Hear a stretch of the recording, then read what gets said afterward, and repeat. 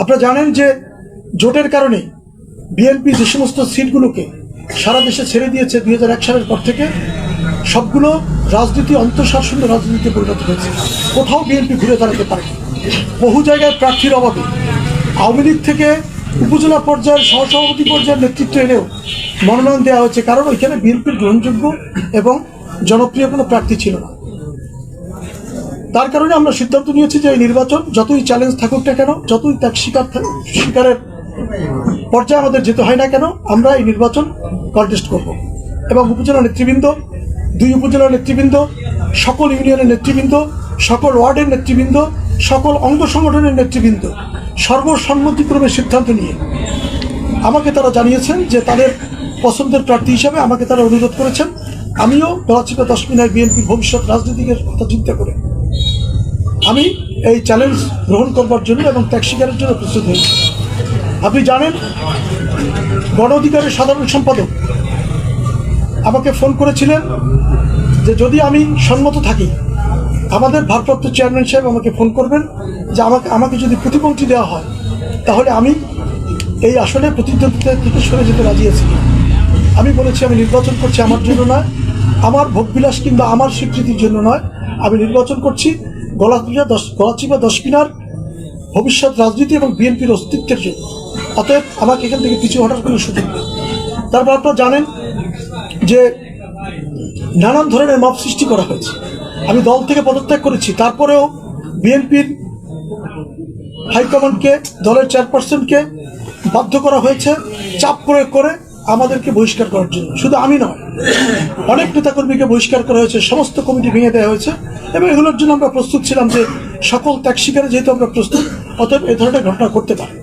অতএব আমরা কোনো কিছুকে পাত্তা না দিয়ে আমরা লড়াই এবং বিজয় এটার দিকে মনোনিবেশ করার চেষ্টা করেছি। আপনারা জানেন যে আমরা ভোটারদের মনোযোগ দৃষ্টি আকর্ষণ করার চেষ্টা করেছি, ভোটারদের আস্থা অর্জন করার চেষ্টা করেছি, ভোটারদের বিশ্বাস অর্জন করার চেষ্টা করেছি। এটা কেবলমাত্র এই নির্বাচনের জন্য নয়, বিগত 2008 সালের পর থেকেই আমরা একটা নির্বাচনকে সামনে রেখে আমরা সকল ধরনের জনসেবায় নিজেদেরকে আত্মনিয়োগ করার চেষ্টা করেছি এবং স্থানীয় বিএনপি এবং আমি ব্যক্তিগতভাবে তাদের সঙ্গে কাঁধে কাঁধ মিলিয়ে কাজ করেছি।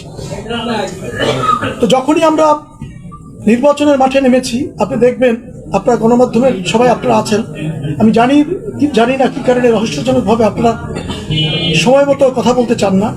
আপনারা জানেন যে নির্বাচনের কিছু আচরণবিধি আছে, সেই আচরণবিধি আমরা মেনে চলার চেষ্টা করেছি। আচরণবিধি প্রথম ছিল মনোনয়নপত্র জমা দেয়া, যাচাই বাছাই, তারপরে প্রত্যাহার, তারপরে প্রতীক বরাদ্দ দেওয়ার পরে 22 জানুয়ারি থেকে আনুষ্ঠানিক প্রচারণা শুরু হওয়ার কথা ছিল।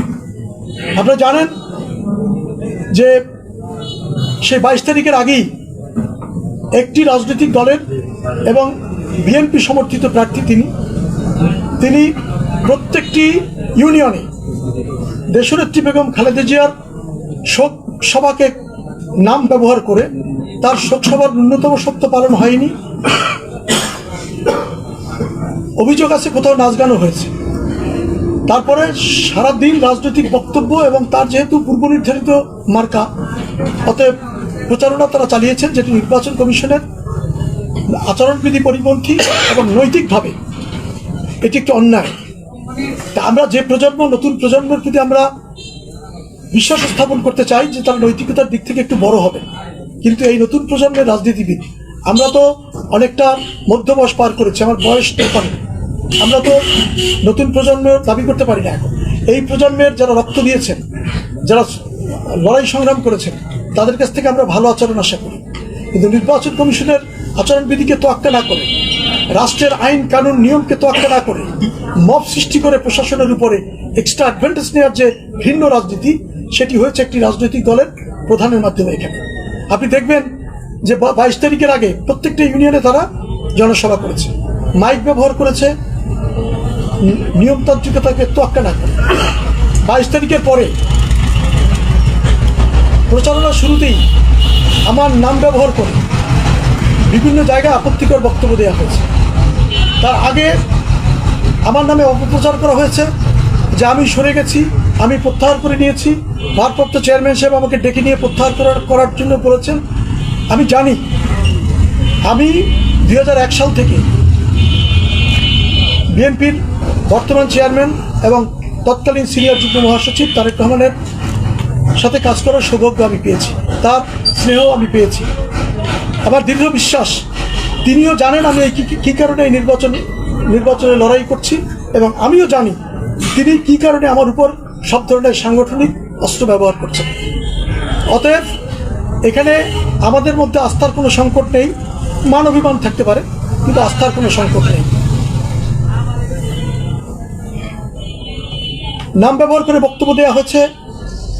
নির্বাচন কমিশনকে বিভিন্নভাবে আমরা জানানোর চেষ্টা করেছি এবং পয়েন্ট ধরে ধরে কোথায় কোথায় তারা আচরণবিধি লঙ্ঘন করেছে। নির্বাচন কমিশনের সরাসরি নির্বাচন কমিশন না হলেও তাদের যে বিচারিক কমিটি, সেই বিচারিক কমিটি তাকে একটি শোকজ করেছে। সে বিচারিক কমিটি, আপনি তো জানেন যে বিচারিক কমিটি এটা সর্বোচ্চ কমিটি। গলাচিপার ডাকবাংলোর সামনে বিচারিক কমিটির যে ম্যাজিস্ট্রেট, তার সামনে ধারাবাহিকভাবে 2-3 দিন ধরে মব সৃষ্টি করা হয়েছে। এমন রাতে তার ওখানে ন্যাক্কারজনকভাবে স্লোগান দেওয়া হচ্ছিল যে তিনি ওখান থেকে সরে যেতে পটুয়াখালী গিয়ে রাত যাপন করতে বাধ্য হয়েছে। তারপরে তিনি তার আত্মমর্যাদার কারণেই হোক, অথবা তিনি নির্বাচন কমিশনের চাপেই হোক, অথবা স্থানীয় সরকারের চাপেই হোক, অথবা এই মব সন্ত্রাসের ভারসাম্য রক্ষা করার জন্যই হোক, তিনি সম্পূর্ণ বিনা কারণে আমাকে শোকজ করেছেন প্রতিপক্ষকে খুশি করার জন্য। কি অভিযোগ করেছেন? এখানে আমাদের তৎকালীন সাধারণ সম্পাদক শাহ আলম শাহের অফিসে একটা, অথবা কোন ইউনিয়নের জন্য একটি শপথ গ্রহণ অনুষ্ঠান হয়েছে, যেখানে আমি সম্পূর্ণ অনুপস্থিত ছিলাম। এবং আমি আপনাদেরকে দায়িত্ব নিয়ে বলছি যে আমি জানি না যে এই ধরনের একটা শপথ গ্রহণ অনুষ্ঠান হয়েছে। আমি ফেসবুকে দেখেছি, সেখানে মুষ্টিবদ্ধ হাতে আমাদের তৎকালীন সাধারণ সম্পাদক শাহ আলম শাহের নেতৃত্বে ওই ইউনিয়নের নেতৃবৃন্দ শপথ গ্রহণ করেছেন যে আমরা বিজয় অর্জন করা না পর্যন্ত আমরা ঐক্যবদ্ধ থাকব। আপনারা যদি ভিডিওটা দেখে থাকেন, মুষ্টিবদ্ধ হাত ছিল। মুষ্টিবদ্ধ হাতের ভিতরে কোরআন শরীফ লেখা সম্ভব? এত ছোট কোরআন শরীফ আছে? সেখানে বলা হয়েছে যে পবিত্র ধর্মগ্রন্থ নিয়ে শপথ গ্রহণ করা হয়েছে। এটা সম্পূর্ণ মিথ্যাচার এবং প্রতিপক্ষের চাপে বাধ্য হয়ে এটি তারা উল্লেখ করেছে। আমরা সেটির জবাব দিয়েছি এবং যথাযথ আইনি প্রক্রিয়া অবলম্বন করে আমরা সেটির জবাব দিয়েছি। উল্লেখ করা হয়েছে যে আমরা আমাদের নেতাকর্মীরা রাজনৈতিক বক্তব্যে ইনশাল্লাহ বিজয়ের ব্যাপারে তারা আশাবাদী, ইনশাল্লাহ শব্দটি ব্যবহার করেছে। আচ্ছা, বাংলাদেশের রাজনীতিতে কেউ যদি ইনশাল্লাহ, সুবহানাল্লাহ, আলহামদুলিল্লাহ বাদ দিয়ে বক্তব্য দেয়, তার বক্তব্য দেওয়া সম্ভব যদি তিনি মুসলমান হন? এখানে জামাত ইসলাম এবং ইসলামী আন্দোলন তাদের প্রার্থীরা কি ইনশাল্লাহ সুবহানাল্লাহ বলেন না? তারা যদি ইনশাল্লাহ সুবহানাল্লাহ বলতে পারে, তাহলে আমি স্বতন্ত্র প্রার্থী, আমার নেতাকর্মীরা এবং আমি ইনশাল্লাহ সুবহানাল্লাহ ব্যবহার করলে নির্বাচন কমিশনের আপত্তি করার কি ব্যাপার আছে? যেখানে নির্বাচন কমিশন বলেছেন যে ধর্মকে ব্যবহার করা যাবে না। ধর্মের নামে দুটো রাজনৈতিক দল সরাসরি নির্বাচন প্রক্রিয়া অংশগ্রহণ করছেন, সেইখানে ইনশাল্লাহ কিংবা সুবহানাল্লাহ ব্যবহার করলে আচরণবিধি লঙ্ঘন হয় কিভাবে? তারপরে জানেন যে আপনারা যখন দেখেছেন যে বিভিন্ন ধরনের মব সৃষ্টি করে কিছু সাংগঠনিক তৎপরতা এবং সাংগঠনিক ব্যবস্থা আমাদের বিরুদ্ধে গ্রহণ করলেও নেতাকর্মীরা সেটি মাথা পেতে নিয়েছেন, পাল্টা কমিটি দিয়েছেন, আমরা মেনে নিয়েছি। সবাই আলহামদুলিল্লাহ বলেছে। আমাদের যে সমস্ত নেতাকর্মীরা গলাচিপা উপজেলার বিএনপির সভাপতি, সাধারণ সম্পাদক, সত্যরুদ্ধ এবং তারা স্বীকৃত এবং প্রকৃত মুক্তিযোদ্ধা, তারাও পদ ত্যাগ করতে বাধ্য হয়েছে। আলিম ভাই যারা একজন বর্ষীয় নেতা, অত্যন্ত শারীরিক সীমাবদ্ধতার মধ্যে তিনি এই নির্বাচনে অংশগ্রহণ করছেন, তিনিও তার পদ ত্যাগ করতে বাধ্য হয়েছেন। আমাদের সমস্ত নেতারা, যদিও কিছু নেতারা প্ররোচনায় পড়ে তারা পদের লোভে কিংবা অর্থের লোভে, অনেকে বলে অর্থের লোভে, আমি এটা বিশ্বাস করতে চাই না।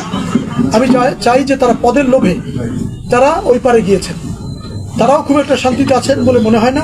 কারণ গলাচিপা 10 মিনার ভোটাররা কি সিদ্ধান্ত নিয়েছেন তা আপনারাও জানেন, তারাও জানেন। অতএব তারা নিজেদের ভবিষ্যৎ রাজনীতির জন্য এবং ভবিষ্যতের নির্বাচনের মাঠে নামলে তারা কতটা বিপদে পড়তে পারে, সেই কারণে তারা নিজেরাই আশঙ্কা আছেন যে তাদের ভবিষ্যৎ রাজনীতি কি, এবং অচিরেই তারা তাদের ফলাফল হাতে পেয়ে যাবে ইনশাআল্লাহ। তারপরে শুরু হয়েছে সন্ত্রাস। আপনি জানেন যে ইউনিয়ন পর্যায়ে চরবরান একটি প্রত্যন্ত অঞ্চল, যেখানে 45 মিনিট ট্রলার চালায় ওখানে যেতে হয়। সেখানে নিরীহ এবং সাধারণ নেতাকর্মীদের মিছিলের সুযোগ নিয়ে 10 মিনিট থেকে ভাড়াটে বাহিনী গিয়ে সেখানে হামলা করে আমাদের পার্টি অফিস ভাঙচুর করেছে, আমাদের নেতাকর্মীদেরকে আহত করেছে। এবং আরও ন্যাক্কারজনক বিষয় হচ্ছে যে এই ঘটনাকে ধামাচাপা দেওয়ার জন্য তারা তাদের নিজেদের অফিস ভেঙে মামলা দায়ের করেছে, পাল্টা মামলা হয়েছে। আপনারা জানেন সোশ্যাল মিডিয়াতে তারা সামাজিকভাবে সেটা প্রতিরোধের মুখে পড়েছে তাদের ওখানকার নেতাকর্মীরা। সেই সোশ্যাল মিডিয়ায় সেই ভিডিও আপনারা দেখতে পেয়েছেন। যাই হোক, আমরা বলেছি তদন্ত সাপেক্ষে যদি প্রকৃত আসামিদেরকে গ্রেপ্তার করা হয় আমরা সহযোগিতা করব। যেহেতু পাল্টাপাল্টি মামলা হয়েছে, প্রশাসন এখানে একটু ভারসাম্য বজায় রাখার চেষ্টা করছেন। তারা নিরপেক্ষতার দোহাই দিচ্ছেন, দোহাই দিয়ে প্রকৃত আসামিদেরকে এবং বহিরাগত যারা বাহির থেকে গিয়ে ওখানে হামলা করেছেন তাদেরকেও তারা গ্রেপ্তার আওতায় আনেন, যেটা দুর্ভাগ্যজনক।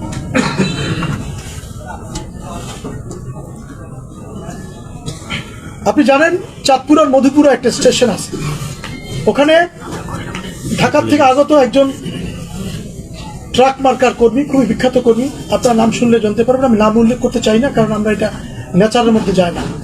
অতীতে অনেকগুলো তার নামে বাজে মামলা আছে, রাষ্ট্রদ্রোহী মামলা এখনো আছে, একাধিক মামলা তার নামে। তাকে চেয়ারম্যান বানানোর জন্য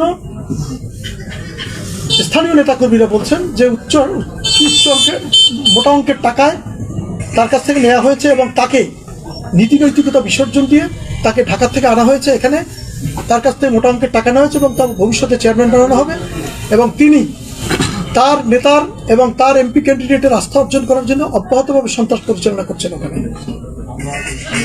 এবং তার এই সন্ত্রাসে আমাদের মাইক ভাঙচুর করা হয়েছে, আমাদের অফিস ভাঙচুর করা হয়েছে, আমাদের বেশ কিছু নেতাকর্মীদেরকে আহত করা হয়েছে এবং তার মধ্যে একজন সংখ্যালঘু সম্প্রদায়ের কর্মীও আছে। আমি সে চ্যাপ্টারে পরে আসছি। আমখলায় নিজেদের বাড়িতে নিজেরা আগুন দিয়ে তারপরে আমাদের নেতাকর্মীদেরকে সত্তার চেয়ারম্যান একজন বিখ্যাত মুক্তিযোদ্ধা এবং একটানা আমখলা ইউনিয়নে 17 বছরের চেয়ারম্যান ছিলেন এবং তিনি পদত্যাগ করে উপজেলা নির্বাচনে অংশগ্রহণ করেছেন বিধায় তিনি চেয়ারম্যান কন্টিনিউ করতে পারেননি, কিন্তু অব্যাহতভাবে তিনি একটানা 17 বছর চেয়ারম্যান ছিলেন। খুবই জনপ্রিয় চেয়ারম্যান এবং একজন মুক্তিযোদ্ধা। তাকে সেই মামলায় আসামি করা হয়েছে। কারণ কি? কারণ হচ্ছে যদি সত্তার চেয়ারম্যানকে গ্রেপ্তার করানো যায় তাহলে ওখানে তারা তাদের মিশন সাকসেস করতে পারে। মব সন্ত্রাস এবং কারচুপি এই দুটোই হচ্ছে তাদের একমাত্র সম্ভব। ডাকুয়ায় এই সন্ত্রাসের ধরন দেখে হয়েছে যে ডাকুয়ায় বেশ কয়েক মাস ধরে এই যে আগুন সন্ত্রাস, ডাকুয়ায় 7 নম্বরে আমাদের এক নেতা কর্মী বাড়িতে 3টি ট্রাক্টর, 2টি হুন্ডা সহ তাদের 8টি কুড়ের ঘর জ্বালিয়ে দেওয়া হয়েছে। বড় মাপের একজন কৃষক জ্বালিয়ে দেওয়া হয়েছে। আমাদের নেতারা যেহেতু রাতের অন্ধকারে ঘটনা, আমাদের সেই নেতাকর্মীরা তারা জিডি করেছেন। আজ পর্যন্ত সেই জিডি মামলায় রূপ নেয়নি। অথচ আমখলার ঘটনায় আপনার নাশকতার মামলা এবং নাশকতার মামলা দিয়ে আমাদের নেতাকর্মীদেরকে সেখানে আসামি করা হয়েছে। অথচ ডাকুয়ার ঘটনায় কিন্তু কাউকে আসামি করা হয়নি। শুধু তাই না, গত রাতেও ডাকুয়ায় আমাদের চিফ ইলেকশন এজেন্টের বাড়ির সামনে, তিনি চিফ ইলেকশন এজেন্ট হয়েছেন, তাকে ভয় দেখানোর জন্য তাদের বাড়ির সামনে কি বলে এটা, কুড়ে আগুন দেওয়া হয়েছে। সেখানে প্রায় 20 থেকে 30 হাজার টাকার খড়কুটো জ্বালিয়ে দেওয়া হয়েছে, তার উপরে সন্ত্রাস সৃষ্টি করার জন্য, আতঙ্ক তৈরি করার জন্য। আরেকটি বিষয় হচ্ছে নির্বাচন কমিশনের একটা নির্ধারিত সময় আছে, সেটা হচ্ছে 2টা থেকে প্রচারণা শুরু হয় এবং রাত 8টা পর্যন্ত চলে। এই সেই নির্দিষ্ট দলের প্রার্থী এবং বিএনপি সমর্থিত প্রার্থী তিনি কোথাও কোনো সময়সীমা মানছেন না। আপনারা জানেন গত রাতে প্রচারণা শেষ হয়েছে, গত রাতে গলাচিপা 1 নম্বর ওয়ার্ডে কলবাড়িতে রাত 2টা পর্যন্ত তিনি উঠান বৈঠক করেছেন এবং তার ছবি সহ আমার কাছে আছে। আমি সহকারী রিটার্নিং অফিসারকে অবহিত করেছি, তারা নির্বিকার এবং তারা প্রকাশ্যে তারা আমাদেরকে সরাসরি বলছেন মবের কাছে তারা পরাজিত হচ্ছেন ধীরে ধীরে। পরাজয় নিশ্চিত জেনে আমি আগেই বলেছি যে গলাচিপা হসপিটাল ভোটাররা ইতিমধ্যে সিদ্ধান্ত নিয়ে ফেলেছেন। আপনারা গণমাধ্যম আপনাদের তথ্য উপাত্ত এবং আপনাদের বিবেককে আপনারা যাচাই করে দেখুন যে জনগণ কিন্তু সিদ্ধান্ত অলরেডি নিয়ে ফেলেছে। তো হতাশায় প্রশাসনের উপরে মব সৃষ্টি করার জন্য জেলা প্রশাসক কার্যালয় কেউ সংবাদ সম্মেলন করে, সংবাদ সম্মেলন করবে প্রেস ক্লাবে অথবা নির্ধারিত স্থানে। সরকারি জায়গায় কেউ সরকারি প্রতিষ্ঠানে গিয়ে কেউ সংবাদ সম্মেলন করে, তিনি কি মন্ত্রী নাকি স্বপ্ন দেখা মন্ত্রী আমি বুঝি না। সেখানে তিনি সংবাদ সম্মেলন করে আমাদের নেতাকর্মীদেরকে গ্রেপ্তারে তিনি আলটিমেটাম দিয়েছেন। আমি আপনাদের মাধ্যমে প্রশাসনকে জানাতে চাই যে যদি পরিকল্পিতভাবে কোনো প্রার্থীকে এক্সট্রা অ্যাডভান্টেজ দেওয়ার জন্য পরিকল্পিতভাবে নিরাপদ কোনো নেতাকর্মীকে অথবা নির্ধারিত মামলায় একপেশে কোনোভাবে পক্ষপাতমূলকভাবে কোনো নেতাকর্মীকে গ্রেপ্তার করা হয়, তাহলে দুর্বল করে আন্দোলন গড়ে তোলা হবে এবং জনগণ প্রস্তুতি নিয়ে আছে। আপনারা দুইটি গলাচিপা এবং দশপিনার দুইটি সমাবেশের মধ্য দিয়ে আপনারা বুঝতে পেরেছেন যে জনগণ কতটা ঐক্যবদ্ধ এবং কতটা তারা শক্তিশালী। আমরা শক্তি প্রদর্শন করতে চাই না, আমরা প্রশাসনকে বলবো আমাদেরকে শক্তি প্রয়োগ করতে আপনারা বাধ্য করবেন না। আমরা নির্বাচন কমিশনের আচরণবিধির মধ্যে থেকেই এবং নির্ধারিত আইনের ভিতর থেকেই আমরা নির্বাচনটি করতে চাই এবং আমরা নির্বাচনের জন্য প্রস্তুতি নিয়ে আছি। আরেকটি ডাকুয়ায় গত 31 জানুয়ারিতে ডাকুয়ার 3 নম্বর ওয়ার্ডে সম্পূর্ণ বিনা উস্কানিতে আমাদের নেতাকর্মীদের উপরে হামলা করে 5 জন নেতাকর্মীকে আহত করা হয়েছে। তার ভিতরে 3 জন গুরুতর আহত, এর মধ্যে একজনের পা ভেঙে গিয়েছে, একজনের মাথায় সেলাই লেগেছে। সাদ, মারুফ এবং অজিত নামে আমাদের 3 জন নেতাকর্মী আহত হয়েছেন। তার জন্য গলাচিপা থানায় নির্ধারিত মামলা হয়েছে, কিন্তু গ্রেপ্তারের কোনো লক্ষণ নেই। আমখোলাতে একজন সংখ্যালঘু কিশোর মিস্ত্রি, তাকে হত্যার উদ্দেশ্যে তার উপরে হামলা করেছে। তার মাথায় 9টি সেলাই লেগেছে। গলাচিপা হাসপাতালে তিনি চিকিৎসাধীন আছেন এবং তাকে দেশ ছাড়তে বাধ্য করার হুমকি দেওয়া হয়েছে যদি 12 তারিখের আগে ঘোড়ার কোনো মিছিলে অথবা ভোট কেন্দ্রে তাকে দেখা যায়। সঞ্জয় শীল মধুপুরায় সংখ্যালঘু নির্যাতনের শিকার, তার দোকান বন্ধ করে দেওয়া হয়েছে। পরবর্তীতে দোকান খুলতে দেওয়ার শর্তে তার কাছ থেকে স্বীকারোক্তি নেওয়া হয়েছে যে তাকে কোনো নির্যাতন করা হয়নি, কিন্তু সঞ্জয় শীলের উপর নির্যাতন হয়েছে। আপনারা তথ্য উপাত্ত সংগ্রহ করে দেখতে পারেন। সংখ্যালঘু প্লাস নারীর প্রতি সহিংসতা এবং সংখ্যালঘু নারী, তার উপর সহিংসতা হয়েছে ডাকুয়ায়। পুতুলি রানী, তিনি গলাচিপা হাসপাতালে চিকিৎসাধীন আছেন। তার স্বীকারোক্তিমূলক, তার আবেগ জড়িত, কান্না জড়িত ভিডিও আপনারা সোশ্যাল মিডিয়ায় দেখেছেন। তার পরবর্তীতে ডাকুয়ার এবং গলাচিপা একজন প্রতিষ্ঠিত সংখ্যালঘু নির্যাতনকারী, যারা 2001 সালে নির্বাচনের পরে সংখ্যালঘুদের ঘরে ঘরে চাঁদা দাবি করেছেন এবং চাঁদা দাবি করা ছাড়া, চাঁদা আদায় ছাড়া কোনো আওয়ামী লীগ এবং সংখ্যালঘু ব্যবসায়ীরা তাদের দোকান খুলতে পারেনি। আমি নাম উল্লেখ করতে চাই না, আপনারা তথ্য সংগ্রহ করে দেখুন। তাদের নেতৃত্বে তাকে চিকিৎসা বঞ্চিত অবস্থায় তাকে জোর করে হাসপাতাল থেকে নিয়ে বাড়িতে গিয়ে তার উপরে মব সৃষ্টি করে তার কাছ থেকে স্বীকারোক্তি আদায় করা হয়েছে যে তিনি হাসপাতালে যে স্টেটমেন্ট দিয়েছেন সেই স্টেটমেন্ট তার সঠিক না, এটা মিথ্যা স্টেটমেন্ট। কিন্তু আপনারা, আমার দৃঢ় বিশ্বাস, আপনারা তথ্য সংগ্রহ করে দেখবেন এবং সত্য ঘটনা আপনাদের গণমাধ্যমে প্রকাশ করার চেষ্টা করবেন। বহিরাগত অব্যাহতভাবে গলাচিপার সমস্ত হোটেলগুলো বহিরাগতদের ভিড়ে টয়টুম অভয়ারণ্যে পরিণত হয়েছে। বিভিন্ন জায়গায় বহিরাগতরা ভোট চাচ্ছেন, তাদের পরিচয় জিজ্ঞেস করলে উল্টাপাল্টা উত্তর দিচ্ছেন। কোন জায়গায় যাবেন, কোথায় এসেছেন বলতে গেলে আটকে যাচ্ছে কথা। গ্রাম থেকে বিভিন্ন নেতাকর্মীরা আপনার অভিযোগ দিচ্ছেন যে তাদের এ ধরনের করছেন। বহিরাগতরা ভোট চাচ্ছেন, তাদের বহিরাগতরা গত রাত পর্যন্ত তারা বৈধ ছিলেন। আমি প্রশাসনের কাছে দাবি জানাবো যে গলাচিপা দশপিনার নাগরিক নন এমন কেউ যেন কোনো হোটেল, কোনো বাড়িতে অবস্থান গ্রহণ না করেন। যদি করে থাকেন, তারা যেন তাদেরকে বিতাড়িত করার জন্য এবং তাদেরকে গ্রেপ্তার করার জন্য যথাযথ ব্যবস্থা এবং অভিযান পরিচালনা করেন। যদি তারা না করেন, যদি স্থানীয় মানুষ ঐক্যবদ্ধ হয় তারা পুলিশের হাতে সোপর্দ করেন, তাহলে কিন্তু আমাদের কিছুই করার থাকবে না। আমরা এবং স্থানীয় মানুষ এই ভাষা ব্যবহার করতে চাই না। তারপরে যদি আমাদেরকে বাধ্য করা হয় তাহলে আমাদের কিছু করার থাকবে না।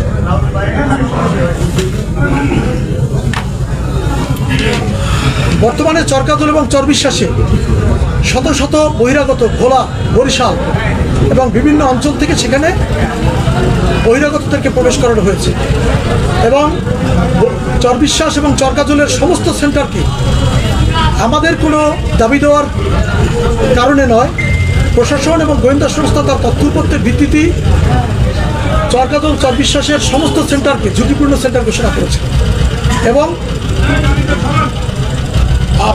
যদিও প্রশাসন কিছু ভালো কাজ করেছেন, তার ভিতরে একটু হচ্ছে যে গলাচিপা দশমিনার সবগুলো সেন্টারে 124টা সেন্টারেই তারা সম্ভবত সিসিটিভি ক্যামেরা সেট করেছেন। এটি একটি ভালো উদ্যোগ, আমরা তাদেরকে সাধুবাদ জানাই।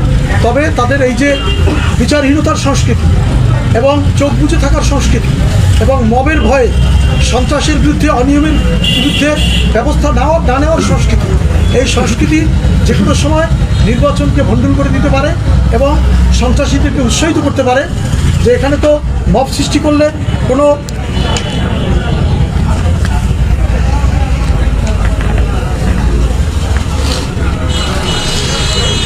যেটি হল ইয়েতে এই যে মীর মদন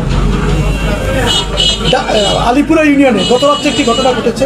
সেটা হচ্ছে এখানে নিজেদের অফিস নিজেরা জ্বালিয়ে দিয়ে আমাদের নেতৃবৃন্দের বিরুদ্ধে মামলা করেছে, যাতে আমরা এজেন্ট দিতে না পারি, যাতে আমরা কেন্দ্রে নেতাকর্মীদের রাখতে না পারি। আমি প্রশাসনকে অনুরোধ জানাবো প্রত্যেকটি ঘটনা সঠিক এবং যথাযোগ্য তদন্ত করে এবং সেই তদন্তের প্রতিবেদন আমাদের নেতাকর্মীদের বিরুদ্ধে যদি কোনো অভিযোগ থাকে সেই অভিযোগ আমাদেরকে না দেখিয়ে যদি এক পেশা অভিযোগের বিরুদ্ধে কাউকে গ্রেপ্তার করা হয় তাহলে কিন্তু আন্দোলন করা হবে। থানা ঘেরাও, রিটার্নিং অফিসারের কার্যালয় ঘেরাও, সব ধরনের কাজে আন্দোলনের জন্য আমরা প্রস্তুতি নিয়ে আছি। তাদেরকে বলবো আপনারা এই ধরনের অনিষ্ট কাজে হাত বাড়াবেন। পরিশেষে আপনাদেরকে বলবো যে গলাচিপা দশমিনা একটি শান্তির গলাচিপা দশমিনা। আমরা যার মধ্য দিয়ে আমাদের নেতাকর্মীদেরকে আমরা ঐক্যবদ্ধ করেছিলাম যে সারা বাংলাদেশের চিত্র যাই হোক না কেন, গলাচিপা দশমিনায় এরকম পরিবেশ গত 17 বছরও ছিল না যে একজন নেতাকর্মী, এক দলের নেতাকর্মীরা আর এক দলের নেতাকর্মীদের বাড়িতে আগুন দিতে পারে, হামলা করতে পারে। সেই কালচার যেন আমরা গড়ে না তুলি, সেই সতর্কতামূলক আচরণ আমাদের নেতাকর্মীরা করেছেন এবং তারা অব্যাহতভাবে সহিষ্ণুতার পরিচয় দিয়েছেন। নতুন করে কোনো রাজনৈতিক দল 5 তারিখের আগে যাদের ন্যূনতম কোনো এখানে কার্যক্রম ছিল না, তারা যদি নতুন করে সন্ত্রাসের রাজত্ব কায়েম করতে চায় এবং তারা যদি তাণ্ডব করে নির্বাচনী অনিয়ম এবং কারচুপি করতে চায়, তাহলে তার বিরুদ্ধে আমরা কঠোর প্রতিরোধ এবং কঠোর কর্মসূচি দেওয়ার জন্য আমরা প্রস্তুত আছি। আমি আশা করব নির্বাচন কমিশন, স্বরাষ্ট্র মন্ত্রণালয়, রিটার্নিং অফিসার এবং এই নির্বাচন প্রক্রিয়ার সঙ্গে জড়িত সমস্ত সংস্থা এবং সমস্ত বিভাগ, বিচার বিভাগ, অন্যান্য বিভাগ, তারা এই ব্যাপারে সচেষ্ট হবেন, তৎপর হবেন এবং নিরপেক্ষ দৃষ্টিতে প্রকৃত অপরাধীদেরকে গ্রেপ্তার করে ভোটারদেরকে, বিভিন্ন জায়গায় সংখ্যালঘুদেরকে হুমকি দেওয়া হচ্ছে যে তাদেরকে ভোট কেন্দ্রে আসলে 12 তারিখের পরে দেশে থাকতে পারবে না। এই সংস্কৃতি তো ছিল না এই অঞ্চলে। 2001 সালের পরে কিছু তাণ্ডব কিছু লোক করেছিল, তার পরিণতিও তারা ভোগ করেছে। আমি আশাবাদ ব্যক্ত করব যে তারা এই ধরনের ন্যাক্কারজনক কাজ থেকে এবং এই বিপজ্জনক কাজ থেকে তারা ফিরে আসবেন। যদি না ফিরে আসেন তাহলে গণপ্রতিরোধের মুখে পড়ার সম্ভাবনা আছে। যাই হোক।